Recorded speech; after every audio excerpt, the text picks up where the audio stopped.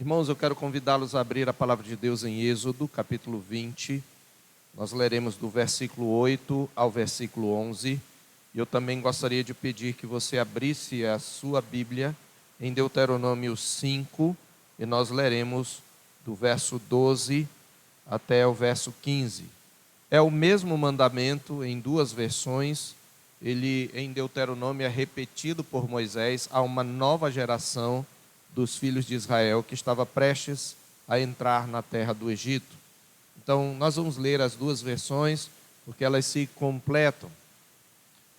Êxodo 20, de 8 a 11, e Deuteronômio 5, de 12 a 15. Eu quero, desde já, dizer que nós estamos na nossa segunda mensagem, baseada neste quarto mandamento. Se o Senhor Deus permitir, nós teremos uma terceira mensagem. É meu objetivo trazer uma boa compreensão para você sobre esse mandamento, no qual muitas vezes há polêmicas e muitas vezes nós não sabemos responder àqueles que nos questionam, porque guardamos o dia do Senhor neste primeiro dia da semana. Então nós vimos alguns princípios gerais e hoje nós vamos continuar, mas sobretudo nos concentrando em por que guardamos o quarto mandamento desta outra forma. Diz assim a palavra do Senhor, Êxodo 20, de 8 a 11. Lembra-te do dia de sábado para o santificar. 6 dias trabalharás e farás toda a tua obra, mas o sétimo dia é o sábado do Senhor teu Deus. Não farás nenhum trabalho, nem tu, nem o teu filho, nem a tua filha, nem o teu servo, nem a tua serva, nem o teu animal, nem o forasteiro das tuas portas para dentro. Porque em 6 dias fez o Senhor os céus e a terra, o mar e tudo que neles há, e ao sétimo dia descansou. Por isso o Senhor abençoou o dia de sábado e o santificou. Deuteronômio 5, 12 em diante. Guarda o dia de sábado para o santificar, como te ordenou o Senhor teu Deus. 6 dias trabalharás e farás toda a tua obra, mas o sétimo dia é o sábado do Senhor teu Deus. Não farás nenhum trabalho, nem tu, nem o teu filho, nem a tua filha, nem o teu servo, nem a tua serva, nem o teu boi, nem o teu jumento, nem animal algum teu, nem o estrangeiro das tuas portas para dentro, para que o teu servo e a tua serva descansem como tu. Porque te lembrarás que foste servo na terra do Egito, e que o Senhor teu Deus te tirou dali com mão poderosa e braço estendido, pelo que o Senhor teu Deus te ordenou que guardasses o dia de sábado. Amém. Meus irmãos, na mensagem anterior eu apresentei alguns princípios gerais acerca do quarto mandamento. O primeiro deles é que esta é uma ordenança da criação, antes mesmo da lei mosaica, conforme Gênesis 2, versos 2 e 3, e é sobre isto que Moisés está falando quando ele diz, porque o Senhor no sétimo dia descansou, etc. Ele está citando o texto de Gênesis 2, versículos 2 e 3. Deus abençoou e Deus santificou o sétimo dia. Ele o separou para si. Este é um dia especial. Em segundo lugar, nós vimos que nós temos neste mandamento um modelo de trabalho e descanso para toda a criação. O Senhor Deus criou o mundo em 6 dias e ao sétimo descansou, e nisto ele estabeleceu um modelo sobre como devemos conduzir os nossos negócios. Este dia seria um dia de celebração e de prestação de contas do homem perante o seu Criador, da sua atividade de corregente. Em terceiro lugar, nós vimos que neste mandamento, Deus nos ordena também que trabalhemos. Deus não é contra o trabalho. Ele começa dizendo, depois de dizer, lembra-te do dia de sábado, ele diz, 6 dias trabalharás e farás toda a tua obra. Portanto, aqui nós temos uma ordem para nós trabalharmos. Em quarto lugar, nós vimos que o sábado, o dia de descanso, é, antes de um mandamento, uma dádiva do Senhor aos filhos dos homens, e especialmente ao seu povo. Nós vimos isto quando nós lemos Êxodo 16, de 22 a 30, o Senhor diz, considerai que o Senhor vos deu o sábado, ele é uma dádiva, ele deve ser considerado por nós, portanto, como um deleitoso e santo dia do Senhor, um dia em que devemos abdicar dos nossos interesses, como Isaías, repreendendo os israelitas, vai dizer em Isaías 58, versos 13 e 14. Eu ressaltei ainda, meus irmãos, que a não observância deste mandamento foi uma das razões pelas quais o povo de Deus foi para o cativeiro. Isto está claramente mostrado em 2 Crônicas 36, 21. Inclusive, os 70 anos seria para que a terra descansasse dos seus sábados, porque não era só o 7º dia que era guardado como um dia de descanso. A cada 7 anos, no 7º ano, o povo de Deus deveria parar de trabalhar na terra para que a terra descansasse no 7º ano, por exemplo. Em quinto lugar, nós vimos que Deus estabeleceu este dia como um memorial, portanto, do descanso ou pausa de Deus depois da sua grande obra criadora, e conforme Deuteronômio, também como memorial da libertação de Israel da escravidão no Egito. Lá em Deuteronômio 5,15 diz: tu te lembrarás que tu foste escravo do Egito, ou seja, você trabalhou e trabalhava todos os dias da semana. De domingo a domingo você trabalhava, porque você era escravo, mas o Senhor te tirou da escravidão e o Senhor vai te conduzir para uma terra de descanso. Portanto, meus irmãos, o dia do Senhor é um modelo pelo qual o Senhor Deus deve ser cultuado, porque esse dia de descanso não é apenas para pararmos os nossos trabalhos seculares, mas para nós realizarmos o trabalho de culto ao Senhor. E embora a observância do sábado na velha aliança tivesse aspectos cerimoniais, o sábado como dia de descanso era parte essencial da lei moral do Antigo Testamento. Ele era um dia para descanso, para memória e para adoração. Descanso, memória e adoração são 3 palavras importantes com relação ao 4º mandamento. Nós concluímos assim a primeira mensagem sobre esse mandamento, ressaltando 2 extremos que devemos evitar. O primeiro extremo é guardar o sábado nos moldes da velha aliança, com todos os seus aspectos cerimoniais. Isso porque há passagens que testemunham a revogação do 7º dia como padrão de regulamentação do descanso, e são passagens claras. Nós vimos isto, por exemplo, em Gálatas, capítulo 4, versos 10 e 11, onde o apóstolo Paulo repreende os gálatas, que eram gentios, dizendo: vocês guardam dias, meses, tempos e anos. Ele está falando de todas as festas que o povo, que os gálatas estavam guardando por imposição dos judaizantes, entre elas o dia de sábado. E ele diz: eu receio que o meu trabalho por vocês tenha sido em vão.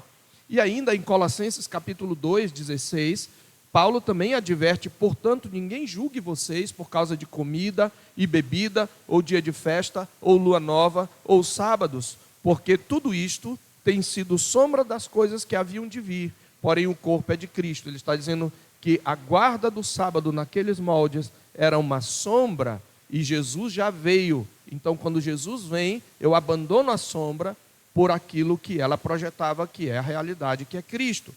É preciso que se diga, eu não falei isto na semana passada, mas é preciso que se diga que não havia problema algum em os judeus continuarem a guardar este dia, o 7º dia, uma vez que para eles era uma herança cultural. Isso já era tido como um feriado para eles, e era uma herança cultural milenar, e nisso deveriam ser respeitados pelos gentios. Essa era uma herança importante para eles. Paulo mesmo, em Romanos 14, versos 5 e 6, trata desse assunto que dividia judeus e gentios na igreja de Roma. E lá ele exorta da seguinte maneira, para apaziguar judeus e gentios: alguns pensam que certos dias são mais importantes do que os demais, isto é, os judeus. Mas outros pensam que todos os dias são iguais, os gentios. Cada um tem opinião bem definida em sua própria mente.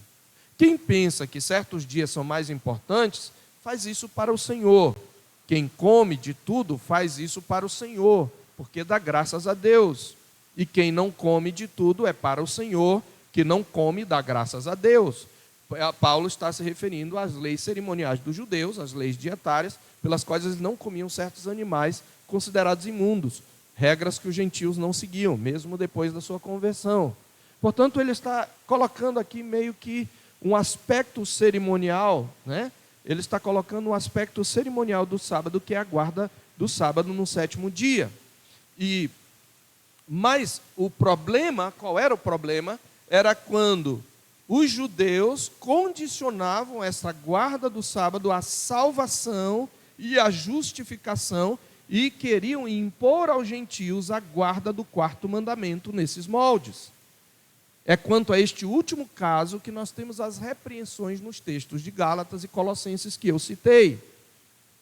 Então nós temos que evitar esse extremo de guardar o quarto mandamento nos moldes da velha aliança. Por outro lado, nós vimos que devemos evitar um segundo extremo que é mais comum entre os evangélicos em geral, que é não guardar dia nenhum, alegando que todo dia é dia do Senhor. Eu já falei que os judeus jamais discordariam, mesmo na velha aliança, de que todo dia era do Senhor. Mas eles olhavam o sábado como um dia especial, santificado para o Senhor. Eu argumentei a questão de que o mandamento faz parte da lei moral. Do contrário, ele seria o único dos 10 que teria caráter cerimonial. Daí eu pergunto, os textos de Gálatas e Colossenses, eles estão proclamando o fim do mandamento, e esta é a pergunta que faz a virada aqui para a nossa meditação nesta manhã. Quando Paulo fala e repreende os Gálatas e os Colossenses por guardarem ou quererem obedecer à guarda do quarto mandamento nos moldes judaicos, ele está proclamando o fim do mandamento ou ele está proclamando a mudança de padrão no cumprimento do mandamento? Esta é uma pergunta importante para respondermos por que nós guardamos o primeiro dia. Ele está proclamando o fim do mandamento em Gálatas e Colossenses ou ele está falando de uma mudança de padrão no seu cumprimento? Na ocasião, na mensagem anterior, eu quero começar a minha exposição propriamente desta parte da mensagem, lembrando um princípio hermenêutico importante para nortear a nossa resposta a esta pergunta. Esta é uma de muitas questões teológicas que não se resolvem, meus irmãos, com a simples citação de um versículo bíblico explícito. Alguém diz assim, olha, você tem que me provar biblicamente. Normalmente está querendo dizer que você tem que citar um versículo que claramente ensine aquilo. Porém, nem todas as coisas estão igualmente evidentes na Escritura. Por isso que você tem que considerar toda a revelação e não apenas versículos isolados. Nisto nos ajuda a nossa confissão de fé, que no seu capítulo 1, acerca da Sagrada Escritura, e eu já falei isso na semana passada, mas este é um princípio que vai nortear a nossa argumentação nesta manhã. A confissão de fé, no capítulo 1, assim nos instrui nos parágrafos 5 e 6, parte do parágrafo 6 e parágrafo 7, na verdade, é que todo o conselho de Deus, concernente a todas as coisas necessárias para a glória dele, para a salvação e fé e vida do homem, ou é expressamente declarado na Escritura, ou, preste atenção, pode ser lógica e claramente deduzido dela. Então, tudo o que nós precisamos saber para a vida, fé e salvação, ou é claramente, expressamente, explicitamente declarado na Escritura, ou pode ser lógica e claramente deduzido dela. Ainda diz o próximo parágrafo que na Escritura não são todas as coisas igualmente claras em si, nem do mesmo modo evidentes a todos. Isto é muito claro quando nós olhamos o Velho Testamento. Nós sempre devemos considerar o Velho Testamento como uma porção da Escritura que também anuncia Cristo, mas não é de maneira explícita. O Senhor anunciou o seu Evangelho através de figuras e símbolos que precisam do Novo Testamento e do conjunto da Escritura para nós verificarmos como aquilo se refere a Cristo. Poderíamos citar também a doutrina da Trindade. Você não vai ver a palavra Trindade na Escritura, mas eu posso mostrar vários textos em que a Trindade aparece, alguns deles até junta. Então nós precisamos entender que base bíblica não significa você citar um versículo explícito necessariamente, até porque muitas vezes você pode citar um versículo isolado do seu contexto para provar uma heresia. Então, continuando, a confissão de fé diz que Contudo, as coisas que precisam ser obedecidas, cridas e observadas para a salvação, em um ou outro passo da Escritura, são tão claramente expostas e explicadas, que não só os doutos, mas ainda os indoutos, no uso devido dos meios ordinários, podem alcançar uma suficiente compreensão delas. O que nós podemos, então, baseado nesse princípio hermenêutico, inferir acerca da guarda do quarto mandamento no contexto da nova aliança, no contexto da igreja? Isto nos leva, então, à nossa segunda mensagem, e eu quero, você pode colocar como lembra-te do dia de descanso, parte 2, mas eu quero intitular essa mensagem o sábado e o dia do Senhor. Nós já vimos que o sábado é o sábado do Senhor, lá em Isaías que nós devemos chamar o sábado de o dia, o santo dia do Senhor, mas nós usamos mais esse termo hoje para desvencilhar-nos da ideia do sábado que é chamado assim, e trazer a ideia que o sábado traz, que é de descanso. E um conceito, meus irmãos, que nos ajuda na aplicação do quarto mandamento quanto ao contexto da nova aliança, é o conceito da história da redenção. Isso é muito importante se você vai defender esse dia. O conceito da história da redenção. A história da redenção é a história contada pela Escritura. Eu já havia observado que, tendo usufruído de um princípio de descanso que viria a ser consumado, o primeiro homem não permaneceu nesse descanso por ter pecado contra Deus. Ele é expulso da presença daquele que era o seu descanso, e antes ele foi então expulso do paraíso, e desse modo o descanso em sua plenitude tornou-se inacessível ao homem pecador. Ora, a história da redenção é nada mais do que a história contada pela Escritura de como Deus liberta o seu povo da escravidão do pecado e o conduz de volta ao descanso. Esse conceito é importante para nós entendermos. A história da redenção é a história de como Deus liberta um povo escolhido e o conduz, o liberta da escravidão do pecado e o conduz de volta ao descanso. Isto nos leva ao nosso primeiro princípio desta manhã. O sábado é um modelo pactual para a história da redenção. Este foi o último princípio que eu tratei na conclusão, se eu não me engano, na mensagem anterior, mas eu quero começar com este princípio. O sábado é um modelo pactual para a história da redenção. Em que sentido?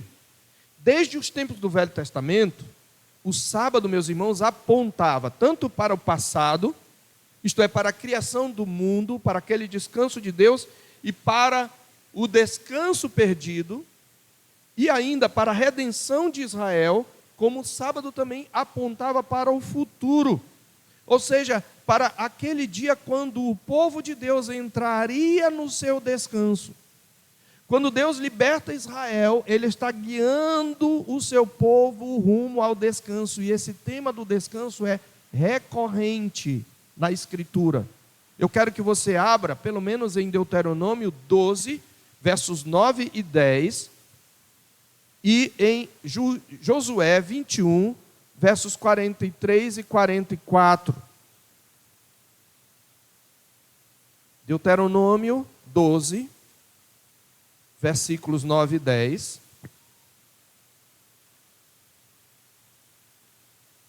Josué 21, 43 e 44. Em Deuteronômio 12, 9 e 10, o Senhor diz: porque até agora não entrastes no descanso e na herança que vos dá o Senhor vosso Deus. Mas passareis o Jordão e habitareis na terra que vos fará herdar o Senhor vosso Deus, e vos dará descanso de todos os vossos inimigos em redor, e morareis seguros. Sábado, entenda Shabat. Quando o judeu ouvia Shabat, mais do que sétimo dia, ele entendia a palavra descanso.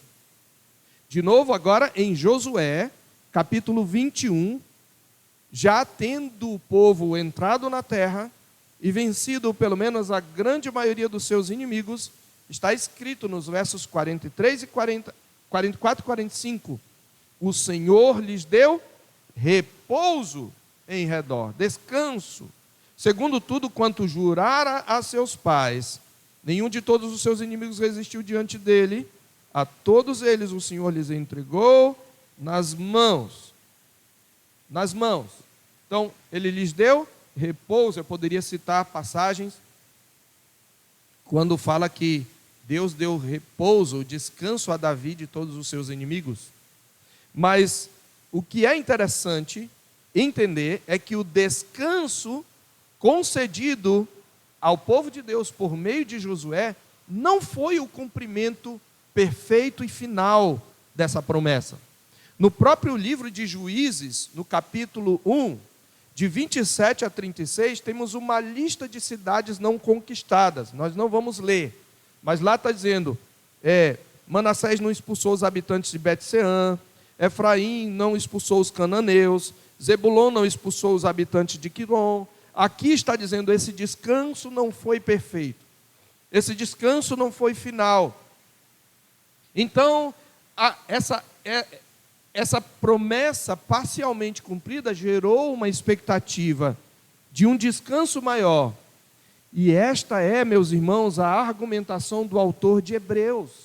Ele explora esse tema do descanso e ele o liga ao sábado, inclusive, e ele explora isso na história da redenção, essa que a gente chama de dimensão escatológica do descanso, para mostrar Cristo como o descanso do seu povo.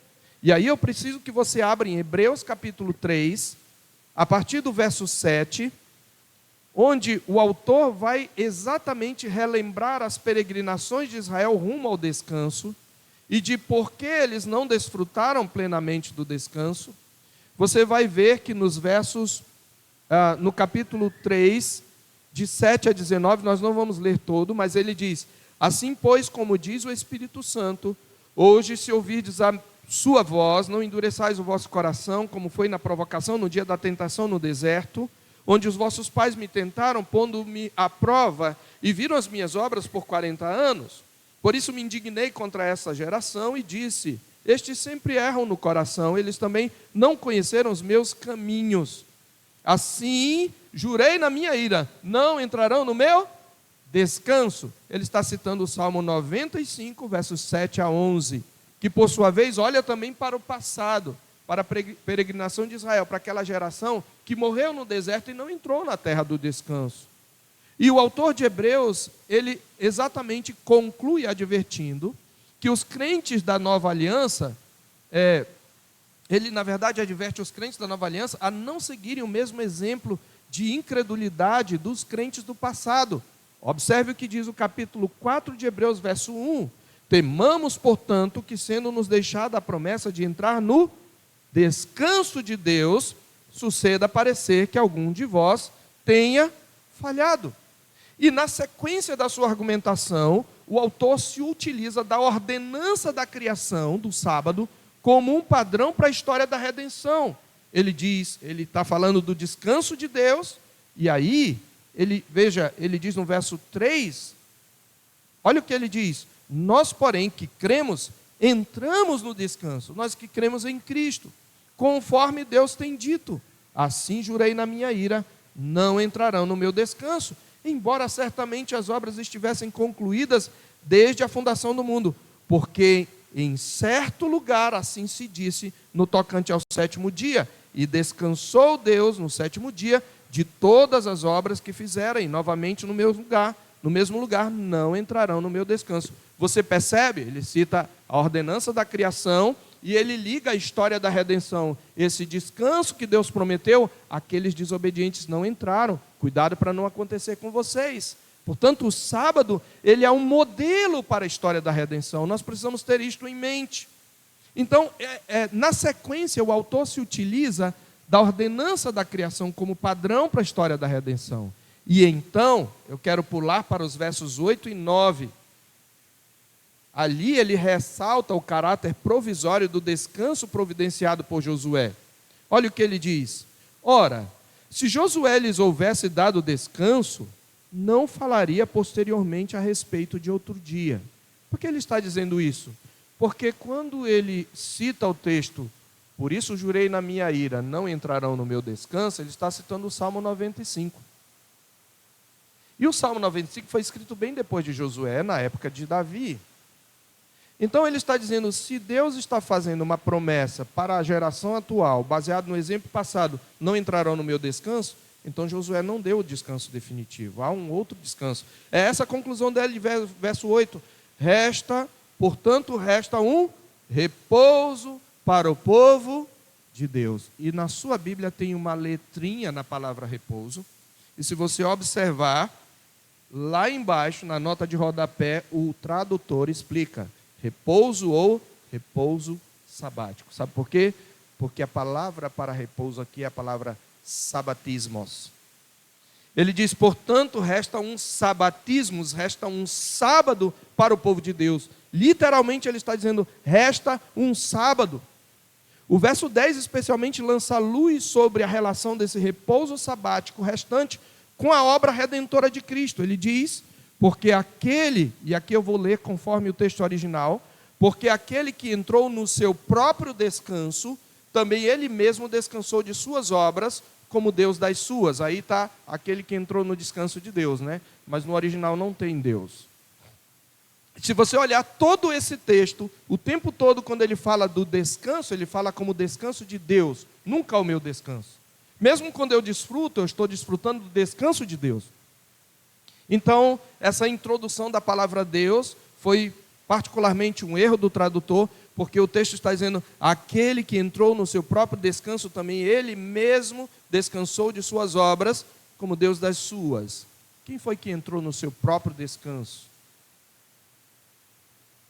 Quem realizou uma obra completa e entrou no seu descanso? Jesus. Jesus realizou a obra redentora, Jesus inaugurou a nova criação, Jesus ressuscitou inaugurando a nova criação, sendo ele as primícias dos que dormem, e quando ele ressuscitou, ele entrou no seu descanso, a obra está consumada. Ele está falando de Jesus. Ele, Cristo, o Filho, entrou no seu próprio descanso, ele descansou da obra da redenção ou da nova criação. Portanto, é razoável concluir, meus irmãos, que o autor está se referindo à celebração que o povo de Deus, na nova aliança, realizava, celebrando a conclusão da obra redentora, após a qual Jesus entrou no seu descanso. É nessa perspectiva, ao mesmo tempo que não celebramos mais o descanso nos moldes da velha aliança, nós continuamos tendo um dia memorial. O primeiro dia da semana, há uma virada na história da redenção. Preste bem atenção, há uma virada de foco. John Owen mesmo, comentando esse texto, ele argumenta que ao longo da história da salvação, a igreja tem experimentado 3 tipos diferentes de descanso. Primeiro no Éden, na antiga aliança com Canaã, primeiro no Éden, depois na antiga aliança com Canaã, servindo de tipo de descanso do Evangelho, e terceiro lugar, na nova aliança, no Evangelho. No Éden, na velha aliança, caminhando para Canaã, e no Evangelho. Então ele comenta, no Evangelho estabelece-se um novo descanso por causa da nova obra que Deus realizou. Dessa maneira, Cristo, que descansou depois de sua obra, capacita os crentes a entrarem no descanso dele. Agora, o novo ou renovado dia de descanso é o sábado cristão. Aconteceu uma nova criação, um novo estado da igreja foi fundado. Ele conclui, com sua ressurreição, Cristo entrou no seu descanso. Ele cessou o seu trabalho e o alicerce da nova criação foi lançado e aperfeiçoado. Desse modo, meus irmãos, o que o autor de Hebreus está falando é que resta um repouso sabático para o povo de Deus como sinal do descanso que Cristo conquistou e no qual devemos nos esforçar para entrar, conforme o verso 1. Então, nessa perspectiva, como eventos redentores, nós não temos dúvida. Quem aqui tem dúvida de que a ressurreição e o Pentecostes trazem o cumprimento das promessas messiânicas da nova era de salvação? Quem aqui tem dúvida de que enquanto o crente da velha aliança olhava para frente, para o Cristo que havia de vir, nós olhamos para trás, para o Cristo que já veio e já conquistou o nosso descanso e que é o nosso descanso? E isto necessariamente vai influir na forma como guardamos esse dia. Então, deve ser pressuposto que esses 2 eventos, a ressurreição e o Pentecostes, estabelece um novo padrão de regulamentação para o dia do Senhor. Nosso Senhor ressuscitou em que dia? No primeiro dia da semana. E neste dia Ele inaugurou a nova criação, Ele consumou a sua obra redentora. Ele apareceu, meus irmãos, repetidas vezes aos discípulos, anote aí, nós não vamos abrir, mas em João 20, verso 1, no primeiro dia da semana, depois no verso 19, 8 dias depois, no primeiro dia da semana, Ele apareceu de novo. No verso 26, de novo no primeiro dia da semana, Ele aparece. Em Lucas 24, versos 1, 12 e 36. Outro dado importante para nós é a forma como os evangelistas chamam o que em nossa versão é traduzido por o primeiro dia da semana. Tanto Mateus, capítulo 28, verso 1, como Marcos 16, 2, Lucas 24, 1 e João 20, verso 1. Eles usam uma expressão interessante. A gente traduz por o primeiro dia da semana, mas no original a expressão é no do Shabat. No do Shabat, o Senhor ressuscitou. E essa expressão, ela é importante, porque ela é diferente de primeiro dia da semana. É quase como se ele estivesse dizendo que é o primeiro do Shabat.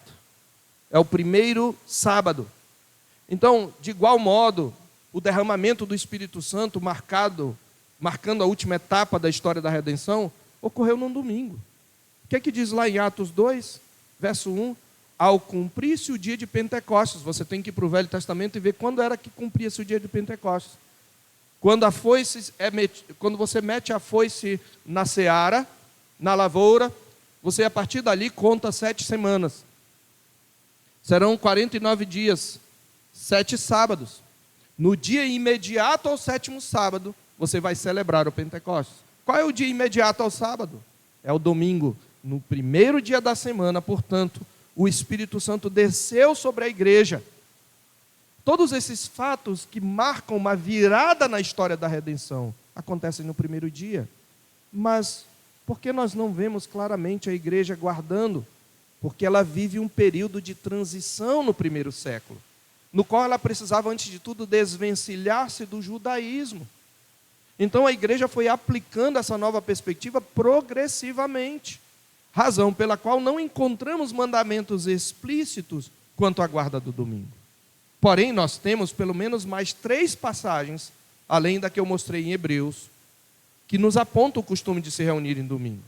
Em Atos capítulo 20, verso 7, Lucas diz que Paulo, no capítulo 20, verso 7, diz: no primeiro dia da semana, estando nós reunidos com o fim de partir o pão, Paulo, que devia seguir viagem no dia imediato, exortava-os e prolongou o discurso até meia-noite.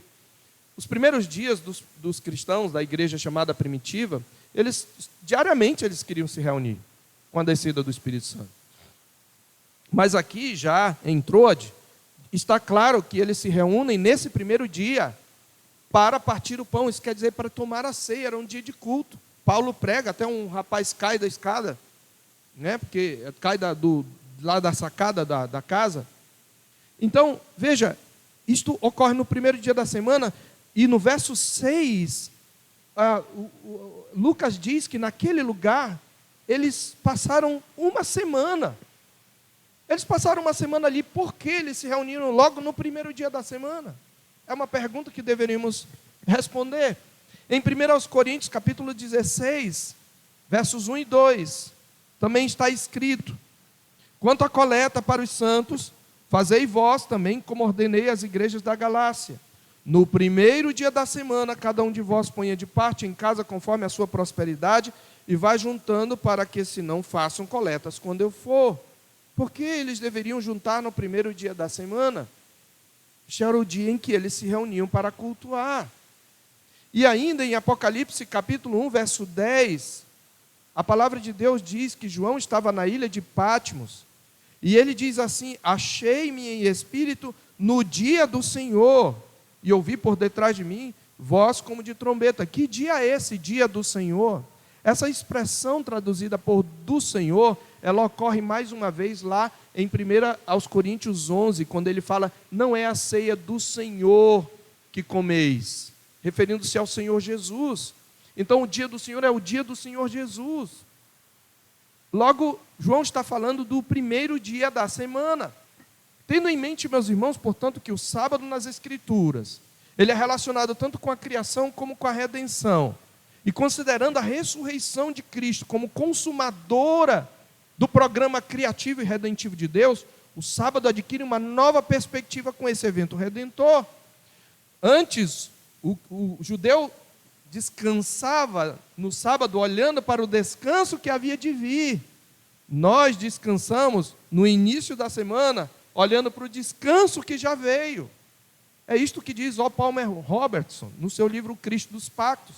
Ele diz: o crente não trabalha primeiro 6 dias olhando com esperança em direção ao descanso. Ao contrário, começa a semana regozijando-se no descanso já cumprido pelo evento cósmico da ressurreição de Cristo, e então entra alegremente nos 6 dias de trabalho.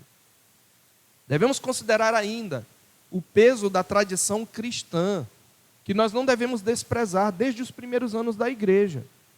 Há aqueles que argumentam que o domingo foi instituído por Constantino por ser o dia do sol invicto, uma divindade pagã.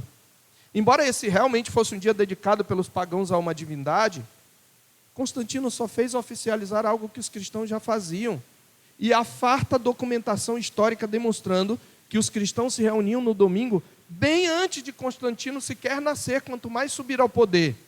Entre os quais eu vou citar rapidamente a Epístola de Barnabé.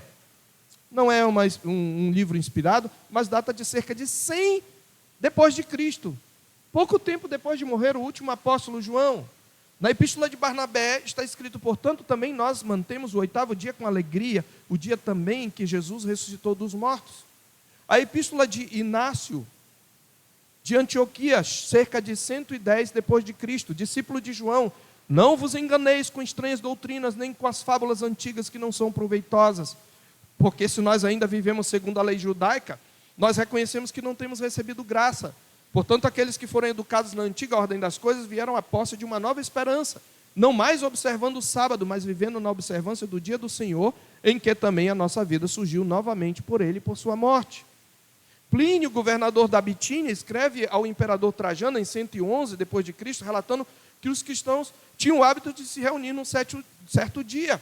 Justino, mártir, por volta de 140 depois de Cristo, diz: e no chamado domingo todos os que vivem nas cidades ou nos campos se reúnem em um só lugar, e as memórias dos apóstolos ou os escritos dos profetas são lidos. Mas o domingo é o dia em que todos têm uma assembleia em comum, porque é o primeiro dia da semana em que Deus fez o mundo, e Jesus Cristo, nosso Salvador, no mesmo dia ressuscitou dos mortos.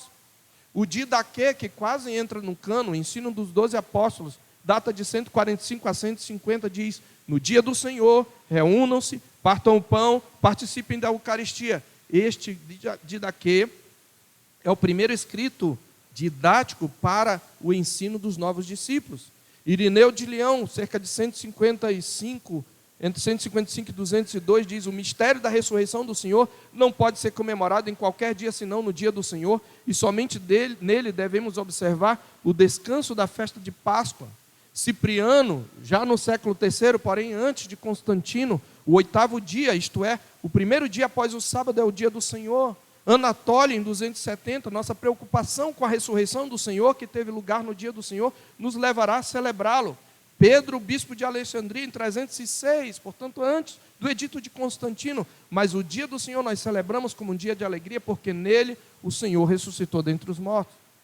E fazendo um pulo na história, a nossa confissão de fé, no capítulo 21, verso 7, assim interpreta o 4º mandamento: como é lei da natureza que, em geral, uma devida proporção do tempo seja destinada ao culto de Deus, assim também em sua palavra, por um preceito positivo, moral e perpétuo, preceito que obriga a todos os homens em todos os séculos, Deus designou particularmente um dia em 7 para ser um sábado, descanso santificado por ele. Desde o princípio do mundo até a ressurreição de Cristo, esse dia foi o último da semana. E desde a ressurreição de Cristo, foi mudado para o primeiro dia da semana, dia em que na Escritura é chamado domingo, ou dia do Senhor, e que há de continuar até o fim do mundo como sábado cristão. Ficou claro para os irmãos? Agora, anote tudo isso. Depois revise o sermão no YouTube e aprenda a responder àqueles que pedem razão da esperança que há em você. Eu quero concluir trazendo apenas 3 aplicações, porque na próxima semana eu vou me dedicar mais a como eu posso aproveitar melhor o dia do Senhor. Primeiro, o dia do Senhor, meus irmãos, deve ser visto como mais que obrigação. Ele deve ser para nós um dia de deleite, um dia de prazer. Entenda isso. Quando você se preocupa muito o que eu vou fazer, o que eu não vou fazer, o que eu posso, o que eu não posso, você está tendo uma visão legalista do dia do Senhor. É claro que você precisa pensar nessas coisas, mas isso não é o primeiro ponto. O primeiro ponto, este é um dia que o Senhor lhe deu para se deleitar nele. Segundo, guardar esse dia é, antes de tudo, uma expressão de nossa alegria em Deus como nosso Criador. É também uma expressão da nossa confiança em Deus como nosso provedor, que nos sustenta 7 dias por semana, embora só precisemos trabalhar 6. É ainda uma expressão de nossa segurança em Deus como nosso libertador. O dia do Senhor é um dia para olharmos para trás, para o Éden, onde o homem desfrutava do pleno descanso de Deus, para a cruz e a ressurreição pela qual Cristo se tornou o nosso descanso, e para o futuro, para os novos céus e nova terra, onde na presença de Deus e do seu Cristo desfrutaremos do eterno descanso. Aleluia! Este é um dia para celebrarmos. Acima de tudo, e em último lugar, o dia do Senhor é um dia para descansarmos na obra consumada do nosso Cristo. Ele é o nosso descanso. Viva a semana na expectativa desse dia. Os do mundo vivem na expectativa do dia do Deus deles. Hoje é sexta-feira, sextou. Não é isso? Vamos trabalhar, mas até sexta-feira.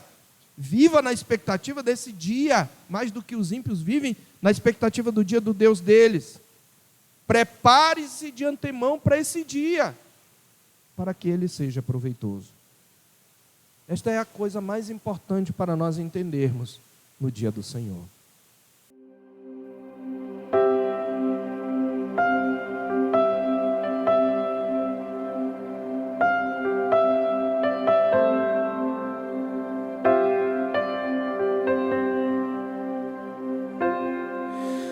Tu és bem-vindo aqui.